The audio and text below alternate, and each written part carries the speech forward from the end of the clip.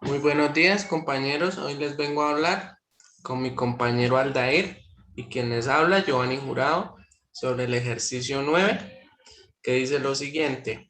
Dos planos de dimensiones muy grandes, uniformemente cargados y con densidades de carga sin más su 1, sin más su 2 se disponen tal y como se muestra en la figura, sabiendo que sin más su 1 mayor que cero y el campo eléctrico en el punto A es, es E sub A igual a 100 Newton sobre Coulomb.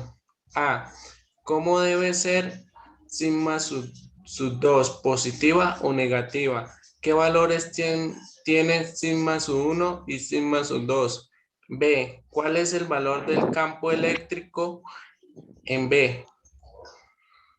Mm, Bien, buenas tardes. Entonces, como se observa en el dibujo, vemos una carga, el plano está cargado uniformemente ideal y suponiendo que sigma sub 1 es mayor que cero, pues se dice que el plano 1 está cargado positivamente. El campo eléctrico creado por este plano en el punto A tiene el sentido positivo del eje Y. Para que el campo total en A esté orientado en el sentido positivo del eje Y, el campo creado por el plano 2 en A tiene que tener una componente lógicamente en el sentido positivo del eje Y. Por lo tanto, la carga del plano 2 debe ser negativa tal como se muestra en la figura.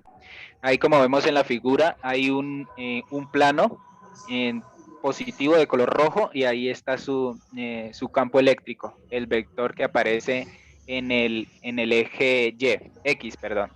Así que vamos a sacar el vector del campo sub 1 en el punto A.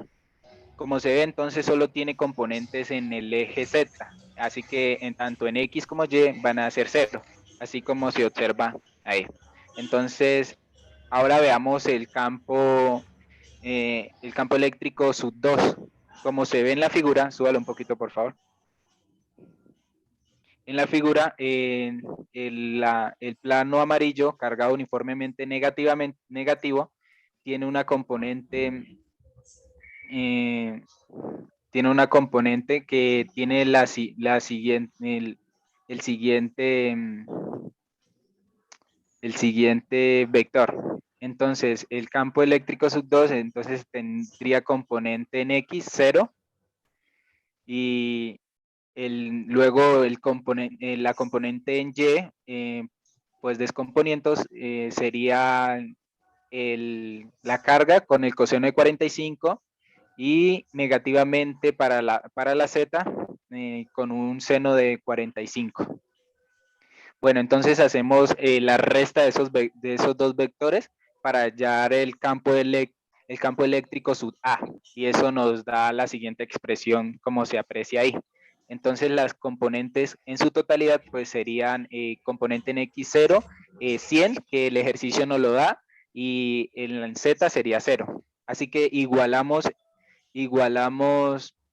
las componentes de Z y Y a su valor numérico. Así que así podemos obtener los valores. Aquí, como se observa, hacemos la igualación en la componente J, que ya nos lo habían dado, que es igual a 100, y despejando sigma sub 2 tenemos el valor del primer campo eléctrico, de la densidad, perdón, del, del plano sigma sub 1. Luego, con ese valor, pues podemos hacer la igualación y tendríamos el valor del sigma sub 1, como se observa ahí. Entonces, teniendo en cuenta el signo de las cargas, decimos que sigma sub 1 es positivo, que es 1,8 por 10 a la menos 9 culón sobre metros cuadrados, y el sigma sub 2 es negativo con menos 2,5 por 10 a la menos 9 culón sobre metro cuadrado. Punto B. Bueno, como les venía diciendo mi compañero, yo voy a hacer el punto E. Los campos 1 y el campo 2 en el punto E. Bueno, como observamos, tenemos la coordenada en X sería 0, en Y sería 0 y en Z sí la tenemos. Debido a los cálculos que hizo mi compañero, obtenemos que sigma sub 1 es 1.18 por 10 a la menos 9. Y lo de abajo, esto es una constante. Bueno, al hacer estos cálculos nos da que X es 0, que Y es 0 y que Z es 96. Bueno, por consiguiente hacemos lo del cálculo del campo 2. Que iría así de la siguiente manera. Decimos que el coseno y el seno lo hallamos en componentes.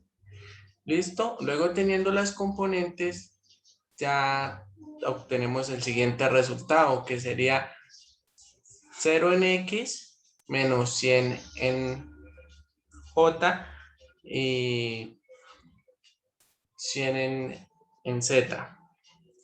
Bueno, ya teniendo esto, hacemos un delta y luego de esto procedemos a sacar la magnitud del campo eléctrico, el cual nos da 220 newtons sobre Coulomb.